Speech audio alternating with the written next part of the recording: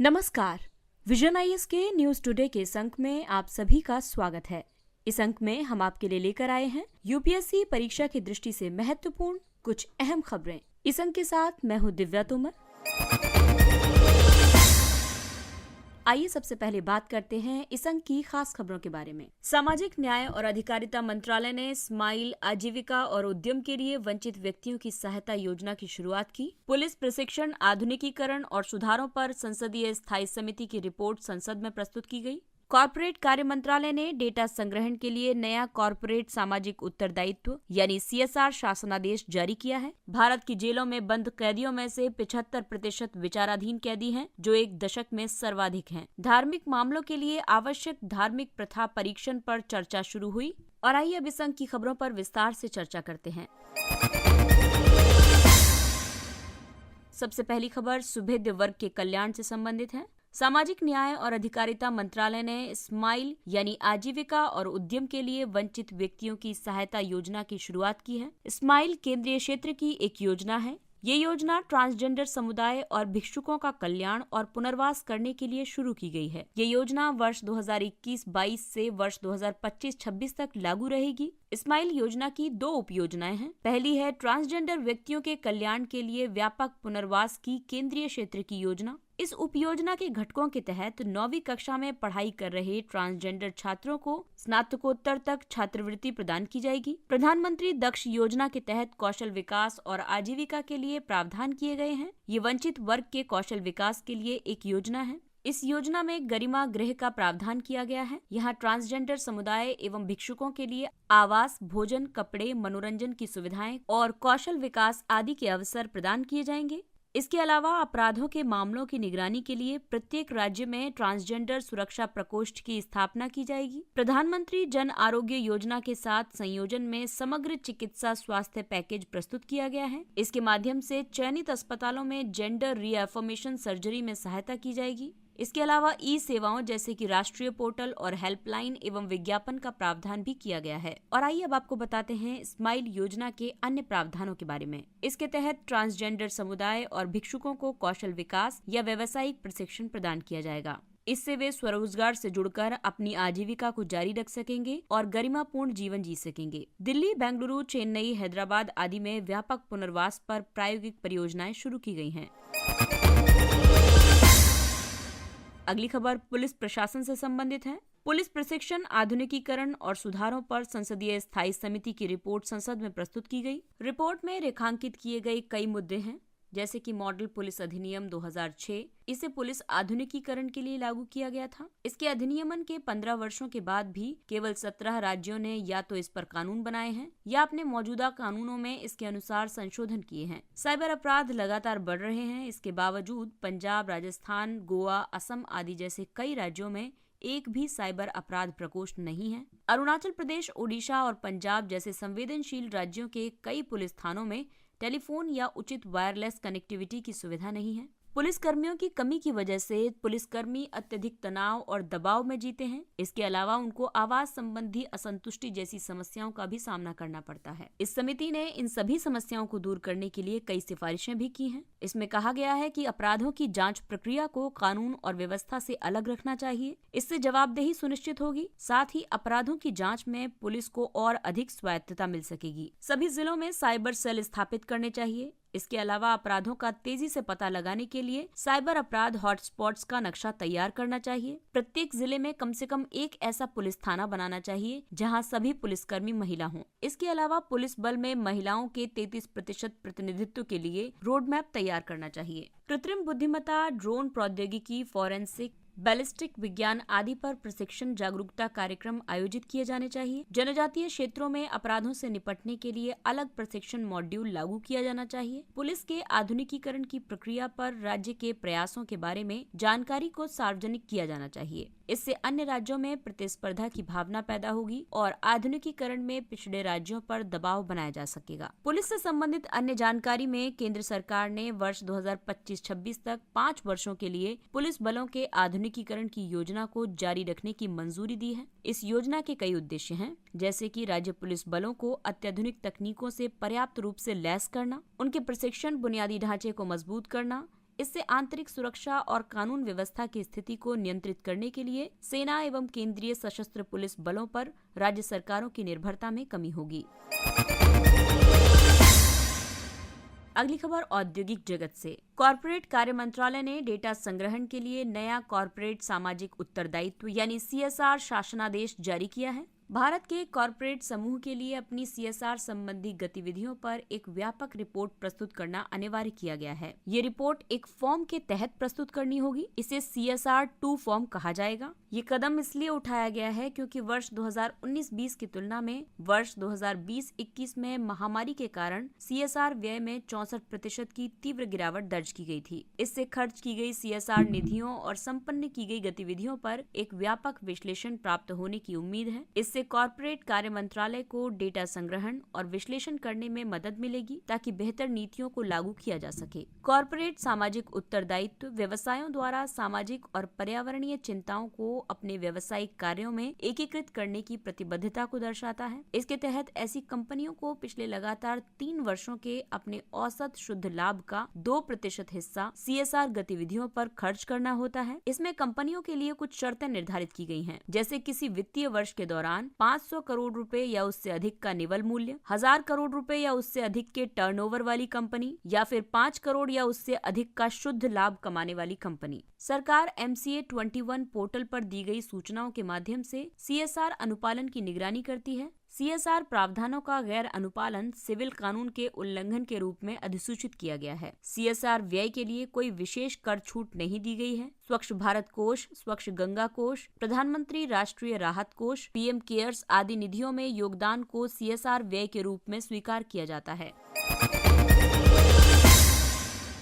भारत की जेलों में बंद कैदियों में से 75% विचाराधीन कैदी हैं, जो एक दशक में सर्वाधिक हैं। इंडिया जस्टिस रिपोर्ट राष्ट्रीय अपराध रिकॉर्ड ब्यूरो के डेटा पर आधारित है। इस रिपोर्ट के मुताबिक दोषियों की संख्या में कमी के बावजूद वर्ष 2020 में विचाराधीन कैदियों की संख्या में तेजी से वृद्धि हुई है। इसकी वजह से विचाराधीन कैदियों की संख्या जेल में बंद कुल कैदियों के 3/4 से ज्यादा हो गई है। कोविड-19 महामारी के कारण कैदियों की न्यायपालिका तक पहुंच कठिन रही थी। हालांकि वर्ष 2019 की तुलना में वर्ष 2020 में जमानत पर रिहा किए जाने के कारण विचाराधीन कैदियों की संख्या में 2.6 लाख की कमी आई है। एक विचाराधीन कैदी उसे कहते हैं जिसे अभी दोष सिद्ध नहीं किया गया है और उस पर न्यायालय में मुकदमा चल रहा है। भारत में विचाराधीन कैदियों की संख्या अधिक होने की वजह से जेलों में अत्यधिक भीड़, चिकित्सा में देरी, अस्वच्छ स्थितियां और कुपोषण जैसी समस्याएं उत्पन्न हो गई हैं। दरअसल विचाराधीन कैदियों की संख्या में बढ़ोतरी के कई कारण हैं, जैसे कि आबादी की तुलना में न्यायाधीशों का कम अनुपात, जांच की प्रक्रिया में देरी होना, सरकारी वकीलों की कमी। अधिकांश विचाराधीन कैदी गरीब, अनपढ़ और वंचित समुदायों से संबंधित हैं। इसीलिए इसके सुधार के लिए कई उपाय किए गए हैं,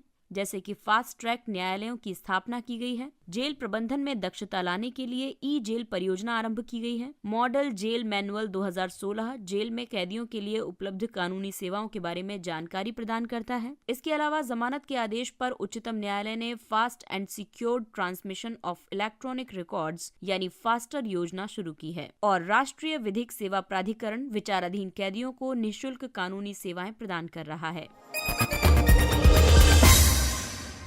धार्मिक मामलों के लिए आवश्यक धार्मिक प्रथा परीक्षण पर चर्चा शुरू हो गई है। हाल ही में कर्नाटक में कुछ प्री यूनिवर्सिटी कॉलेजों ने हिजाब या सिर पर स्कार्फ पहनने वाली मुस्लिम छात्राओं को कॉलेज में प्रवेश करने से मना कर दिया था। इसकी वजह से धार्मिक प्रदर्शन हो रहे हैं। इसी संदर्भ में इस परीक्षण पर चर्चा फिर से शुरू हो गई है। ERPT यानी इसेंशियल रिलीजियस प्रैक्टिस टेस्ट सिद्धांत उच्चतम न्यायालय ने शिरूर मठ मामले में प्रस्तुत किया था। न्यायालय के अनुसार ये सिद्धांत केवल ऐसी धार्मिक प्रथाओं की रक्षा पर केंद्रित है जो धर्म के लिए आवश्यक और अभिन्न है। न्यायालय ने कहा कि धर्म शब्द एक धर्म के लिए अभिन्न सभी अनुष्ठानों और प्रथाओं को शामिल करता है। साथ ही धर्म ही अपनी आवश्यक और गैर आवश्यक प्रथाओं को निर्धारित करने के लिए जिम्मेदार है। न्यायालय ने विभिन्न निर्णयों के दौरान आवश्यक और गैर आवश्यक प्रथाओं को अलग करने का प्रयास किया है। वर्ष 1983 में उच्चतम न्यायालय ने तांडव को आनंद मार्गी संप्रदाय के लिए एक आवश्यक धार्मिक प्रथा के रूप में स्वीकार नहीं किया था। वर्ष 2018 के सबरीमाला मामले में उच्चतम न्यायालय ने निर्णय दिया था कि 10 से 50 वर्ष आयु की महिलाओं के मंदिर में प्रवेश पर प्रतिबंध लगाना धर्म का एक अनिवार्य हिस्सा नहीं है। ERPT यानी इसेंशियल रिलीजियस प्रैक्टिस टेस्ट की आलोचना इसलिए की जाती है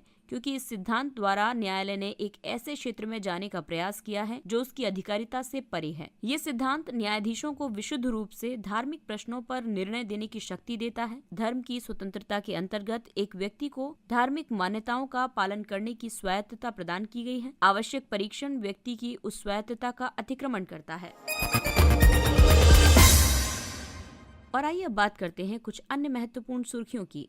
विश्व खाद्य कार्यक्रम। भारत ने 50,000 मीट्रिक टन गेहूं के वितरण के लिए विश्व खाद्य कार्यक्रम के साथ एक समझौते पर हस्ताक्षर किए हैं। भारत इसे मानवीय सहायता के हिस्से के रूप में अफगानिस्तान को भेजेगा। विश्व खाद्य कार्यक्रम संयुक्त राष्ट्र समूह का एक सदस्य है। ये विश्व का सबसे बड़ा मानवीय संगठन है। ये संघर्ष, आपदा और जलवायु परिवर्तन के प्रभाव से उबरने में लोगों की मदद करने के लिए खाद्य सहायता प्रदान करता है। इसके कार्यों को पूर्ण रूप से सरकारों, संस्थाओं, निगमों और व्यक्तियों के स्वैच्छिक योगदान के माध्यम से वित्त पोषित किया जाता है। विश्व खाद्य कार्यक्रम को वर्ष 2020 में नोबेल शांति पुरस्कार से सम्मानित किया गया था। भारत में विश्व खाद्य कार्यक्रम सब्सिडी आधारित खाद्य वित्त प्रणाली में सुधार के लिए कार्य कर रहा है। ई-रूपी। आरबीआई ने ई-रूपी वाउचर पर ऊपरी सीमा को 10,000 रुपए से बढ़ाकर 1 लाख प्रति वाउचर कर दिया है। साथ ही एक वाउचर को पूरी तरह से भुनाए जाने तक इसे कई बार उपयोग की अनुमति प्रदान की गई है। ई-रूपी एक डिजिटल वाउचर है। इसे लाभार्थी अपने फोन पर ही SMS या QR कोड के रूप में प्राप्त करता है। ये दान, कॉर्पोरेट उपहार, वाउचर आदि जैसी विभिन्न सेवाओं के लिए नकदी रहित भुगतान की सुविधा प्रदान करता है। ये उपयोगकर्ताओं को कार्ड, डिजिटल भुगतान ऐप या इंटरनेट बैंकिंग एक्सेस के बिना वाउचर को भुनाने की अनुमति प्रदान करता है। इसके लिए लाभार्थियों के पास बैंक खाता होना जरूरी नहीं है। ये साधारण फीचर फोन पर भी कार्य करता है। इसे भारतीय राष्ट्रीय भुगतान निगम ने शुरू किया है। राष्ट्रीय मूल्यांकन और प्रत्यायन परिषद ने कुछ संशोधित दिशा निर्देश जारी किए हैं। इनके अनुसार जिन कॉलेजों और विश्वविद्यालयों ने एक शैक्षणिक वर्ष भी पूरा कर लिया है, वे मान्यता प्राप्ति के लिए आवेदन के लिए पात्र होंगे। वर्तमान में केवल वे उच्चतर संस्थान ही नेक की मान्यता के लिए आवेदन करने के लिए पात्र हैं जो कम से कम 6 वर्ष पुराने हैं या जहां से छात्रों के कम से कम 2 बैच स्नातक की डिग्री प्राप्त कर चुके हैं। नेक की स्थापना वर्ष 1994 में की गई थी। ये विश्वविद्यालय अनुदान आयोग के अधीन एक स्वायत्त संस्थान है। ये उच्चतर शिक्षा संस्थानों का मूल्यांकन उनकी शासी संरचना, शिक्षण और अधिगम, अनुसंधान आदि सहित कई अन्य मापदंडों के आधार पर करता है। NAAC संस्थानों को A++ से लेकर C तक ग्रेड प्रदान करता है। यदि किसी संस्थान को D ग्रेड दिया जाता है तो इसका अर्थ है कि वो मान्यता प्राप्त संस्थान नहीं है। EOS-04 भू पर्यवेक्षण उपग्रह। EOS-04 को एक ध्रुवीय उपग्रह प्रक्षेपण यान द्वारा प्रक्षेपित किया गया है। ये एक रडार इमेजिंग उपग्रह है। ये सभी मौसमों में उच्च गुणवत्ता वाली छवि प्रदान करने में सक्षम है। EOS-04 भू पर्यवेक्षण उपग्रहों की श्रृंखला में चौथा उपग्रह है। इसका उपग्रह कृषि वानिकी, बाढ़ मानचित्रण, मृदा की नमी और जल विज्ञान संबंधी छवियों को कैप्चर करने के लिए किया जा सकता है। EOS की पहले की श्रृंखला में Cartosat, ocean set, resource set, sketch set आदि उपग्रह भी शामिल हैं। अब ये सभी नई EOS श्रृंखला का हिस्सा बन गए हैं। मेटा मटेरियल कृत्रिम रूप से निर्मित पदार्थ हैं। इनका प्रकाश, ध्वनि और कई अन्य भौतिक घटनाओं को नियंत्रित करने तथा उनका आवश्यकता के अनुसार प्रयोग करने के लिए उपयोग किया जाता है। मेटा मटेरियल को इस तरह से डिजाइन किया गया है कि उसके गुण उसकी भौतिक संरचना से प्राप्त होते हैं, न कि उस घटक सामग्री के आंतरिक गुणों से जिससे मेटा मटेरियल का निर्माण हुआ है। हाल ही में IIT मद्रास के शोधकर्ताओं ने ओरिगेमी मेटा मटेरियल्स का एक विशेष वर्ग विकसित किया है। इसका उपयोग आघात को अवशोषित करने के लिए किया जा सकता है। ओरिगेमी पेपर फोल्डिंग की जापानी कला है। शोधकर्ताओं ने इस कला और अपनी पसंद की सामग्री को मिश्रित करके मनचाहे गुण प्राप्त करने के लिए इसे फोल्ड कर दिया था। देविका नदी कायाकल्प परियोजना के जून 2022 तक पूरा होने की उम्मीद है। इसे देविका नगरी के रूप में भी जाना जाता है। देविका नदी जम्मू कश्मीर के उधमपुर जिले में एक पहाड़ी पर स्थित, जिन्हें सुध महादेव भी कहा जाता है, इस मंदिर से निकलती है। ये नदी वर्तमान में अपनी रेतीली सतह के साथ पश्चिमी पंजाब की ओर बहती है। यहाँ ये रावी नदी में मिल जाती है। देविका नदी का बहुत अधिक धार्मिक महत्व भी है। हिंदू धर्म में इसे गंगा नदी की बहन के रूप में सम्मान दिया जाता है।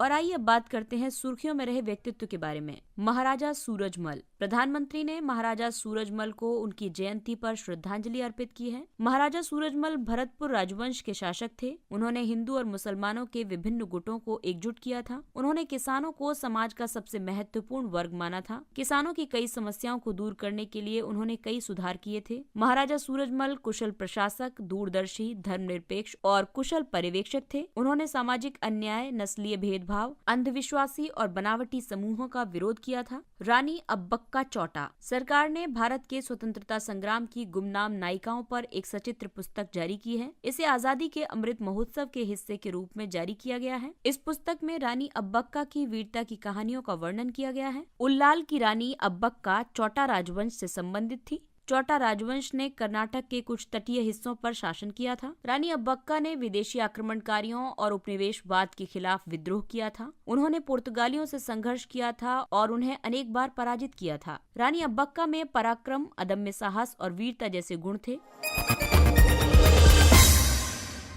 और आइए बात करते हैं सुर्खियों में रहे स्थान के बारे में। फेडरेटेड स्टेट्स ऑफ माइक्रोनेशिया, इसकी राजधानी है पालिकिर। माइक्रोनेशिया अमेरिका के साथ स्वतंत्र रूप से संबद्ध एक संप्रभु द्वीपीय राष्ट्र है। इसके समुद्री सीमावर्ती देश हैं मार्शल द्वीप समूह, पलाऊ, पापुआ न्यू गिनी और Guam. Federated states of Micronesia में उच्च पर्वतीय द्वीपों से लेकर निचले प्रवाल द्वीप पाए जाते हैं। यहाँ ज्वालामुखी आधार शेल भी देखने को मिलते हैं। यहाँ की जलवायु उष्णकटिबंधीय है। यहाँ का उच्चतम बिंदु है डोलो हमवार। और अगला महत्वपूर्ण स्थान है सोलोमन द्वीप। इसकी राजधानी है होनियारा। अमेरिका का लक्ष्य सोलोमन द्वीप समूह में दूतावास स्थापित करके चीन के प्रभाव को प्रतिसंतुलित करना है। सोलोमन द्वीप पापुआ न्यू गिनी के पूर्व और ऑस्ट्रेलिया के उत्तर पूर्व में दक्षिण पश्चिमी प्रशांत महासागर में स्थित है। ये 6 प्रमुख द्वीपों और कई छोटे द्वीपों, एटॉल और प्रवाल भित्तियों से मिलकर बना है। सोलोमन द्वीप मुख्य रूप से पहाड़ों और वनों से आच्छादित क्षेत्र हैं। हालांकि यहाँ कुछ विस्तृत मैदान भी पाए जाते हैं। यहाँ की जलवायु है उष्णकटिबंधीय मानसूनी और सोलोमन द्वीप की सबसे लंबी नदी है लुंगा नदी। इसके साथ ही ये अंक समाप्त होता है। अगले अंक में फिर मुलाकात होगी कुछ अन्य महत्वपूर्ण खबरों के साथ। तब तक अपना ख्याल रखिए, सुरक्षित दूरी बनाए रखिए, मास्क पहनिए, हाथ और चेहरा साफ रखिए, क्योंकि कोविड अभी पूरी तरह से समाप्त नहीं हुआ है। इसलिए अपना और अपनों का विशेष ध्यान रखें, टीकाकरण अवश्य करवाएं। और इसी अपील के साथ विजन IAS की पूरी टीम को दीजिए इजाजत। नमस्कार।